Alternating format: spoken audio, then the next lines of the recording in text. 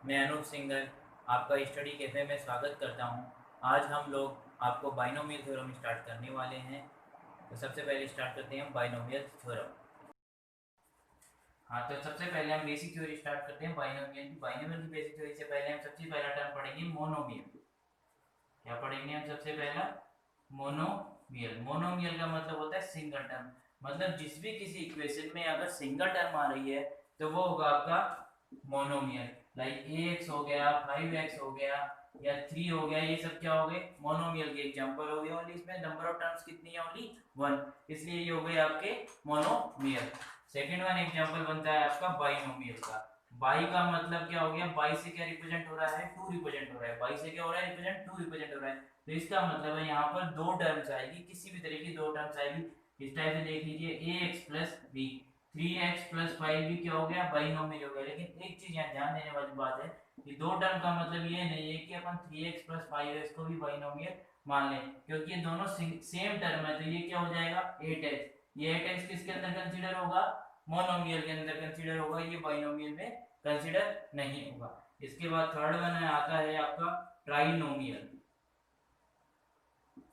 Trinomial, trinomial का भी again name से क्लियर हो रहा है। ट्राई मतलब तीन, थ्री टर्म्स। थ्री टर्म्स के लिए अपन लिख सकते हैं 7x square plus 5x plus 6। इसमें टोटल नंबर ऑफ टर्म्स कितनी है? One term, two terms and three terms. तो ये क्या हो गया आपका? ट्राइनोमियल। ऐसे ही फोर्थ वन देख लीजिए आपका। फोर्थ वन क्या है? थोड़ा सा अलग चीज हो गया। फोर्थ वन में हो गया सब कुछ आ जाएगा इसके अंदर, पोलिनोमियल। पोलिनोमियल का मतलब हो गया जिसके अंदर वन या वन से ज्यादा टर्म है। वन से ज्यादा जो भी टर्म्स है वो सब पोलिनोमियल में कंसीडर होगा। जैसे देखिए ax प्लस बी पोलिनोमियल है। ax प्लस बी यहाँ पर दो टर्म है तो ये भी पोलिनोमियल हो गया। थ्री टर्म आ गई तो वो भी आपका पोलिनोमियल में कंसीडर हो जाएगा। उसके अलावा वन, टू, थ्री और एन टर्म्स, कितनी भी टर्म हो सकती है, जैसे लिख लीजिए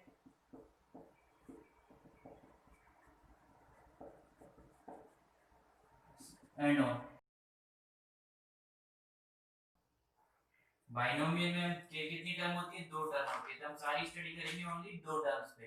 तो a प्लस बी की पावर 0। सबसे पहले अगर a प्लस बी की पावर 0 की बात करेंगे तो इसको क्या ले सकते हैं? a की पावर 0 या b की पावर 0, इसकी वैल्यू क्या हो जाएगी? 1। उसके बाद है आपका a प्लस बी की पावर 1। a प्लस बी की पावर 1 का मतलब क्या हो गया? a प्लस बी ही लिख सकते हैं अपन a प्लस बी की पावर 1 को। अगेन उसके बाद जो ये भी टर्म क्या है? बाइनोमियल टर्म है। a प्लस बी का होल स्क्वायर, इसको अपन क्या लिखते हैं? आपको इसकी आइडेंटिटी याद होगी, a square plus 2ab plus b square. इसके बाद जो नेक्स्ट आइडेंटिटी बनती है आपकी बाइनोमियल में, a प्लस b का होल क्यूब। ये क्या बनती है? आपको अच्छे से याद है, ये आप लास्ट क्लास में पढ़ चुके हैं। a cube plus 3a square b plus 3ab square plus b cube. इसके बाद एक और आइडेंटिटी अगर आपको याद नहीं है लेकिन फिर भी बाइनोमियल का कंसेप्ट डिराइव करने के लिए मैं आपको लिख देता हूँ, a प्लस बी की पावर 4। इसका मतलब हो गया a plus B multiply by a plus B का होल क्यूब लिख सकते हैं अपन इस चीज को। a प्लस बी पावर की 4 को a प्लस बी और a प्लस बी का होल क्यूब लिखा जा सकता है। इसको अगर अपन ओपन करेंगे, बाकी फाइनल रिजल्ट निकालेंगे तो वो आएगा a की power 4 plus 4 a cube b plus 6 a square b square plus 4 a b cube plus b की पावर 4। अब यहाँ पर अपन को कुछ चीजें ध्यान देनी है कि यहाँ से अपन क्या क्या ऑब्जर्व कर पा रहे हैं। यहाँ से अपन क्या क्या ऑब्जर्व कर पा रहे हैं। तो देखिए सबसे पहली चीज जो यहाँ से अपन ऑब्जर्व कर रहे हैं, a प्लस p की पावर अगर 0 है तो यहाँ नंबर ऑफ टर्म्स कितनी है? यहाँ नंबर ऑफ टर्म्स है आपकी 1। a प्लस b की पावर 1, जब पावर 1 है तब यहाँ टर्म्स कितनी है आपकी? यहाँ पर आपकी 2 टर्म्स। जब यहाँ 2 पावर है तो कितनी टर्म्स हो गई? ये टर्म्स हो गई 3। यहाँ पर 3 पावर है, टर्म्स हो गई आपकी, काउंट कीजिए 1 2 3 एंड 4। ये हो गई आपकी 4 टर्म्स। जब 4 पावर है तब आपकी टर्म्स आ रही है 1 2 3 4 एंड 5, मतलब 5 टर्म्स आ रही है। अब देखिए यहाँ से सबसे पहले क्या ऑब्जर्व कर रहे हैं अपन कि जब अगर पावर 0 है तो आपके पास 1 पावर टर्म है। इसी इसी तरीके से मतलब जितनी पावर है उससे एक ज्यादा अपन को टर्म रिसीव हो रही है रिजल्टेंट में। जो भी अपन ब्रैकेट ओपन करेंगे, जैसे a प्लस बी का होल स्क्वायर है, इसमें अपनी पावर 2 है, आपको रिजल्टेंट में कितनी 3 टर्म्स मिल रही है। a प्लस बी के होल स्क्वायर है तो उसमें अपन को कितनी मिल रही है 5 टर्म्स मिल रही है, मतलब a प्लस बी की पावर 4 है तो वहां अपन को 5 टर्म्स मिल रही है। मतलब अगर आपने पावर n लेके चलते हैं, अपन पावर n है तो टर्म्स कितनी आएगी n प्लस 1 आएगी। पहला ऑब्जर्वेशन तो अपना ये हो गया कि अगर पावर n है तो टर्म्स कितनी होगी n प्लस 1 होगी। सेकंड वन अगर ऑब्जर्वेशन देखते हैं, देखिए तो देखो यहाँ पर a की पावर 1 b की पावर है, मतलब जो पावर है वो a की b की दोनों की पावर एक ही है, सेम पावर है। इस वाले केस में देखिए यहाँ पर अपने पास कितनी पावर है a प्लस b की होल पावर 2 है, मतलब स्क्वायर है, तो टोटल पावर 2 है, तो यहाँ पर a स्क्वायर, मतलब ये भी दो पावर हो गई a b, इन दोनों की अगर पावर 1 1 को कैलकुलेट करोगे तो ये हो गई आपकी 2 पावर। टोटल इस टर्म की जो इंडेक्स है वो कितनी हो गई 2 हो गई। ऐसे इस वाले टर्म की इंडेक्स कितनी हो गई 2 हो गई, मतलब जितनी आप पावर लेके चल रहे थे वही पावर हर टर्म्स के अंदर कंसीडर हो रही है, हर टर्म के अंदर प्रेजेंट है। ऐसे ही यहाँ a प्लस बी का होल क्यूब अपन लेकर चल रहे हैं, तो a प्लस बी के होल क्यूब के केस में अपन 3 पावर है तो हर टर्म्स में 3 पावर होनी चाहिए। यहाँ पर a का क्यूब मतलब 3 tower, a square and b मतलब 2 प्लस 1 ये कितनी हो गई 2 एंड 1, ये भी अगेन 3 हो गई। यहाँ पर भी 1 प्लस 2, तो 1 प्लस 2 कितनी हो गई, ये भी 3 हो गई आपकी। इसी केस में b क्यूब, इस केस में भी ये 3 हो गई। मतलब आप जितनी पावर लेके चल रहे हो आपको उतनी पावर हर इंडिविजुअल टर्म में मिल रही है। a प्लस b की पावर 4, यहाँ पर भी ऐसा ही होगा 4, 3 plus 1 4, 2 plus 2 4, 1 plus 3 again 4 and b की पावर 4 अगेन 4 हो गया। मतलब आपकी जो इंडेक्स है वो सेम होगी।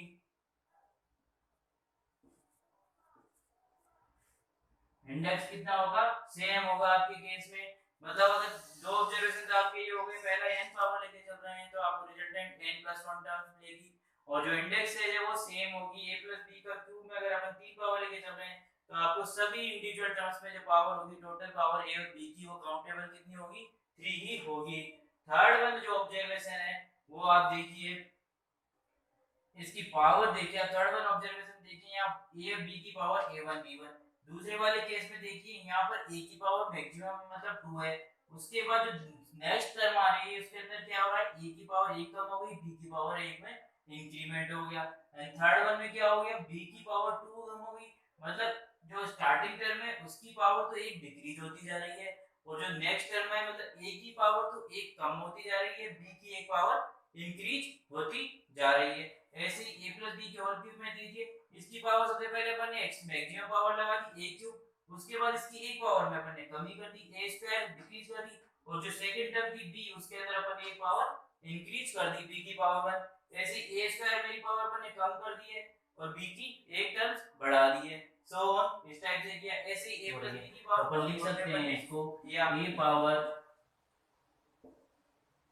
Is decrease by 1 and b जो पावर है it is increased by 1 factor.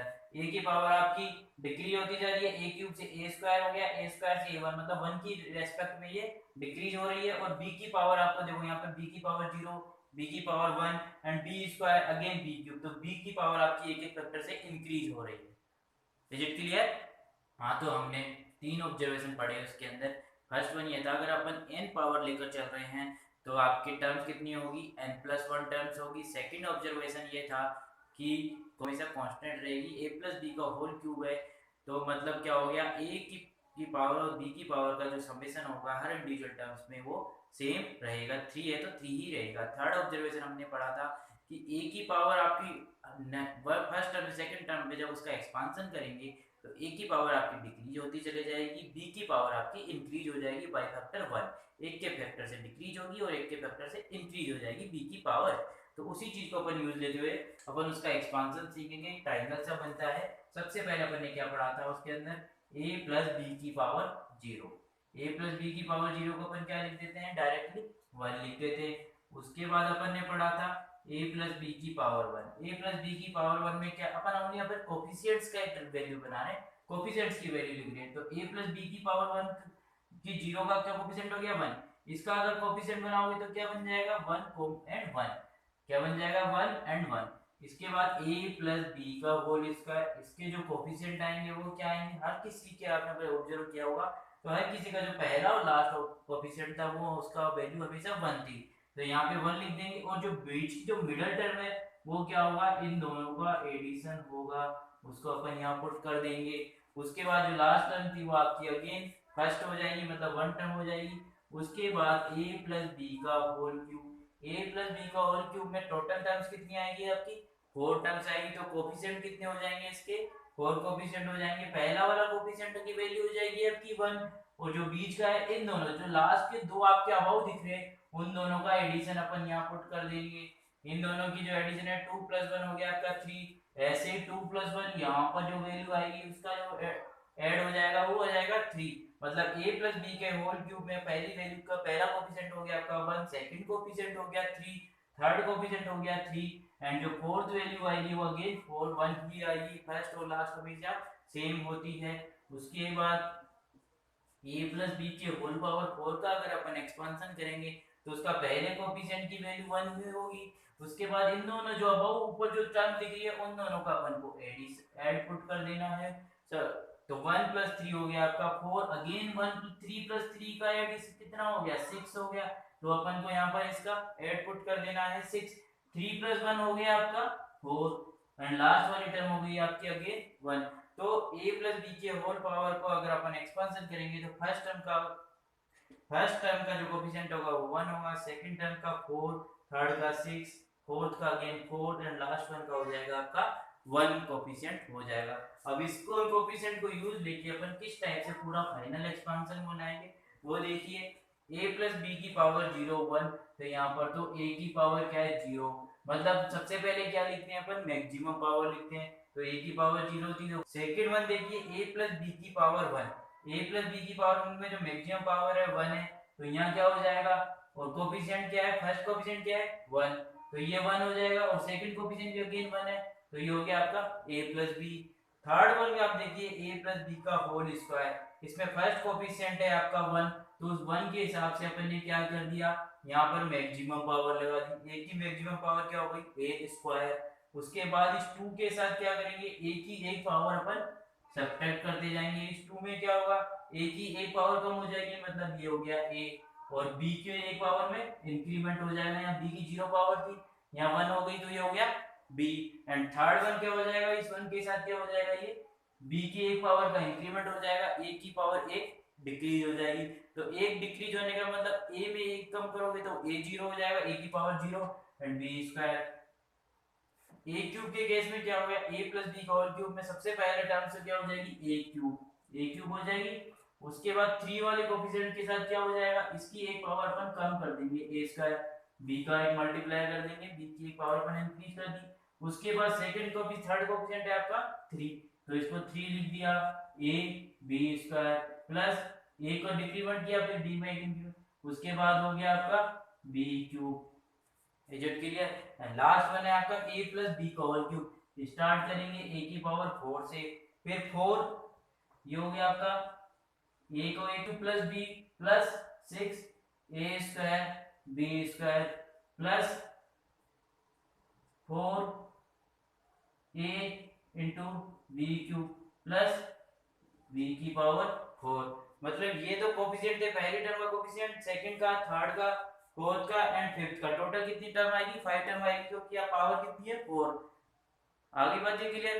तो इस टाइप का जो ट्रायंगल है ये कोफिशिएंट ट्रायंगल बोलते हैं, इसको कोफिशिएंट ट्रायंगल की हेल्प से अपन किसी भी पावर का अपन इस टाइप से एक्सपांशन कर सकते हैं, लेकिन इसका लिमिटेड यूज है, ज्यादा यूज नहीं ले सकते। जैसे a प्लस बी की पावर 12 है, इसका एक्सपांशन करने के लिए अपन को ये वाली टेबल 12 टाइम चलानी पड़ेगी, तो काफी टाइम लग जाता है। इस सब प्रॉब्लम को सॉल्व करने के लिए बेसिक पास्कल ने एक ट्रायंगल बनाया, उसको बोलते हैं पास्कल ट्रायंगल।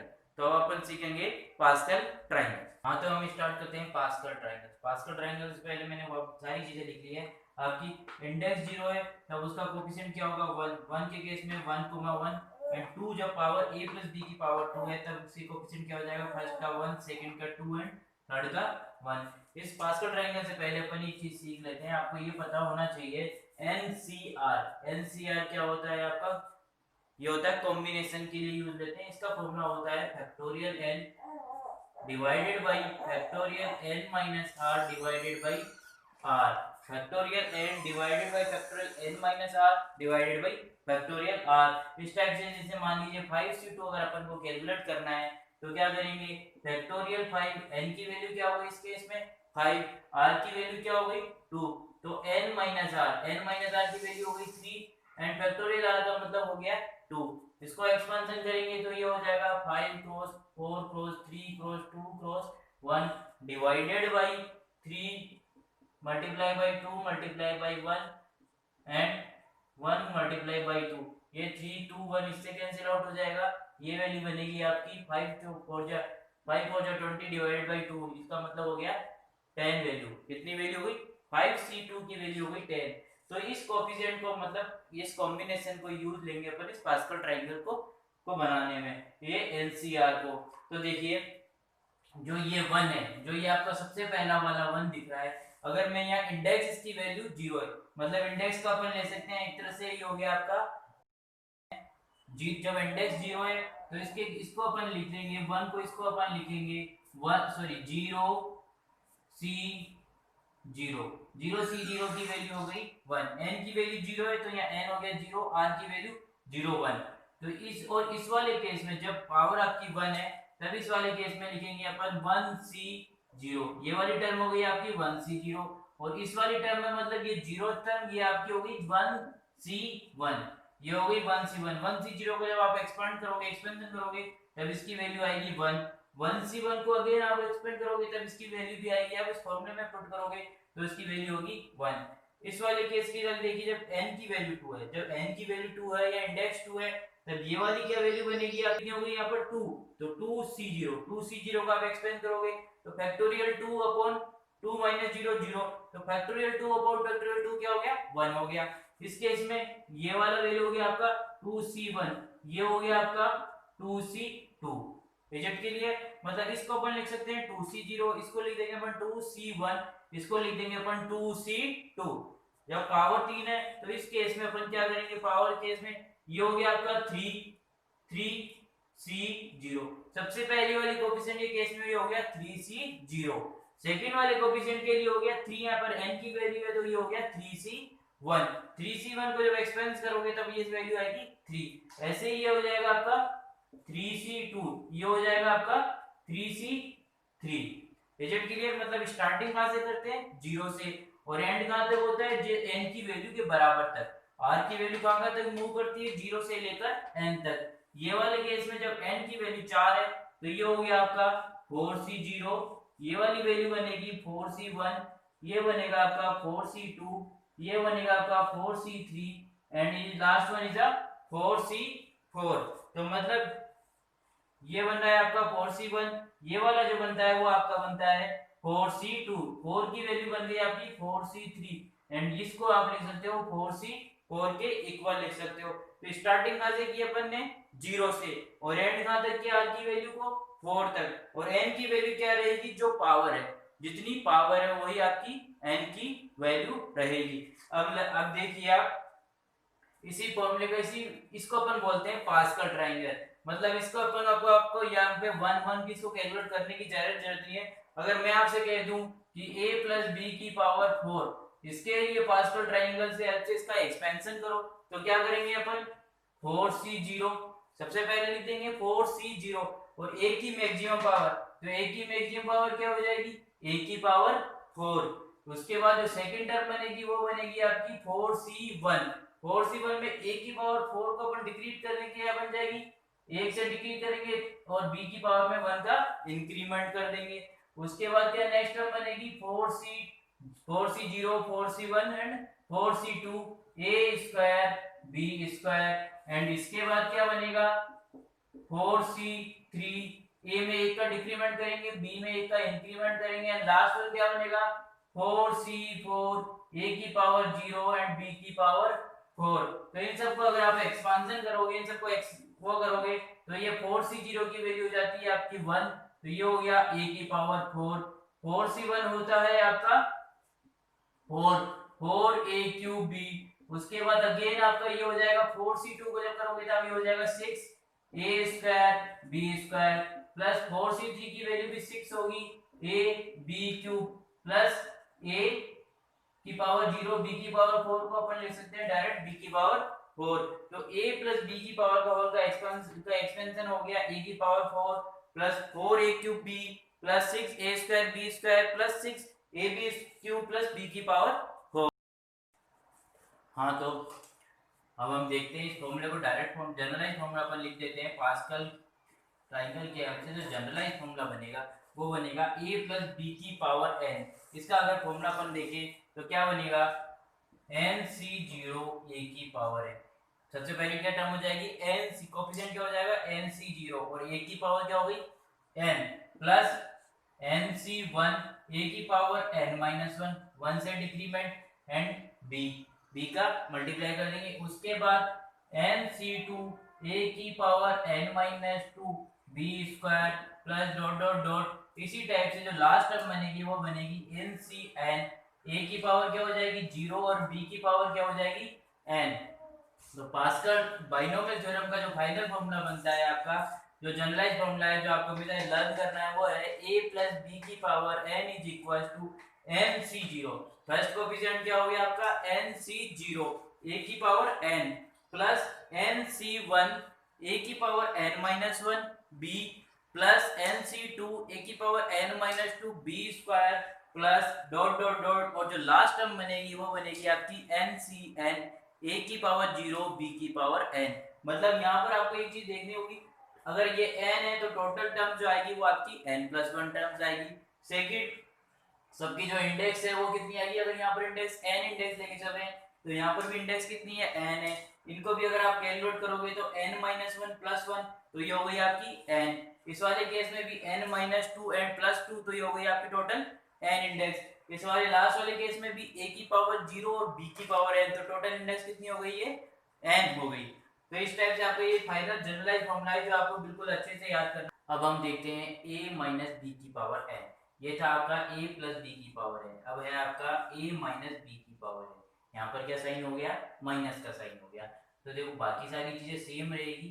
nc0 फर्स्ट वाला कोएफिशिएंट क्या हो गया nc0 a की पावर क्या है, a की पावर क्या है आपकी a की पावर n हो गई। उसके बाद जो दूसरा वाला केस है वो देखिए ध्यान से देखना, nc0 nc1 a की पावर क्या हो जाएगी, एक कम हो जाएगी a की पावर n माइनस 1। इस b को अपन क्या लिख सकते हैं माइनस b लिख सकते हैं। तो अपन इसको क्या लिख देंगे माइनस बी की पावर 1। इसको क्या लिख देंगे अपन माइनस बी की पावर 1। उसके बाद जो थर्ड टर्म बनेगी वो बन जाएगी आपकी nc2 a की पावर n माइनस 2 और b की पावर में 1 का इंक्रीमेंट हो जाएगा तो माइनस b की पावर क्या हो जाएगी आपकी 2। इसके बाद एक और टर्म अगर अपन लिखना चाहें तो ये हो जाएगी nc3 a की power n minus 3 and minus b की पावर 3 हो जाएगी। And again dot dot dot and final जो टर्म बनेगी वो बनेगी आपकी nCn a की पावर हो गई आपकी 0 एंड माइनस b की पावर कितनी हो जाएगी आपकी n हो जाएगी। n डिसाइड करेगा कि ये जो लास्ट टर्म है ये आपकी पॉजिटिव आएगी या नेगेटिव आएगी। अगर n इवन है तो लास्ट टर्म आपकी क्या आएगी पॉजिटिव आएगी और अगर n ओड है तो लास्ट टर्म क्या आएगी नेगेटिव आएगी। इसको अपन फाइनली लिख लेते हैं nc0 a की पावर है, यहाँ पर कोई दिक्कत नहीं है। यहाँ पर देखिए माइनस बी की पावर 1, माइनस बी की पावर 1 का मतलब क्या हो गया ये माइनस बी। तो nc1 a की power n minus 1 into B लिख सकते हैं, माइनस को मैं आउटसाइड ले आया ऐसे सोन आगे लिखते हैं nc2 a की power n minus 2 minus B का होल स्क्वायर है, b की पावर पॉजिटिव है इवन है तो मतलब क्या हो गया ये पॉजिटिव हो जाएगा। तो ये हो जाएगा nc2 a की power n minus 2 b square. इस वाले केस में देखिए nc3 a की पावर n माइनस 3 यहाँ तक एज इट इज रहेगा, माइनस b की पावर 3 है मतलब ये क्या हो गया माइनस b क्यूब। तो यहाँ पर लिखेंगे माइनस nc3 a की power n minus 3 b cube plus last term बनेगी वो बनेगी, इसको मैं यहीं पर लिख देता हूँ nCn माइनस b की पावर n। तो आपका a माइनस b का एक्सपांशन हो गया nc0 a की पावर n माइनस मतलब हर अल्टरनेट टर्म्स एक पॉजिटिव में आएगी एक नेगेटिव टर्म आएगी, हर अल्टरनेट टर्म्स नेगेटिव होगी इसके अंदर। इसके अंदर सारी टर्म पॉजिटिव होगी, a माइनस बी की पावर n में एक टर्म पॉजिटिव होगी तो सेकंड टर्म क्या हो जाएगी आपकी नेगेटिव हो जाएगी, बाकी फॉर्मूला एज इट इज रहेगा। अब अपन सीखेंगे 1 प्लस x की पावर n। यहाँ पर फर्स्ट कोफिशिएंट क्या है आपका 1 एंड सेकंड जो वैल्यू है वो है, यहाँ पर फर्स्ट कोफिशिएंट क्या है आपका 1, सेकंड क्या है x, मतलब a की जगह अपन ने क्या पुट कर रखा है 1 एंड b की जगह क्या रख दिया अपन ने x। तो इसका एक्सपेंशन क्या होगा, सबसे पहला कोफिशिएंट क्या होगा nc0 1 की पावर nc0 1 की पावर n। उसके बाद आएगा आपका nc1 1 की power n minus 1 and x की पावर क्या हो जाएगा 1 हो जाएगा। उसके बाद nc2 1 की पावर n माइनस 2 x का whole square plus dot dot dot and जो लास्ट टर्म बनेगी वो क्या बनेगी आपकी ncn x की पावर n लिख सकता हूं मैं, ठीक है। तो इसको मैं फाइनलाइज करके लिख सकते हैं nc0 1 की पावर n तो 1 ही हो गया, nc1 1 की पावर n माइनस 1 भी आपका 1 ही हो गया and again nc2 x square plus dot dot dot ncn x की पावर n। तो एक तरह से 1 प्लस एक्स की पावर होल n का जो फॉर्मूला बनता है वो क्या बनता है आपका nc0 plus nc1 x plus nc2 x square and last one बनेगी ncn x की पावर n।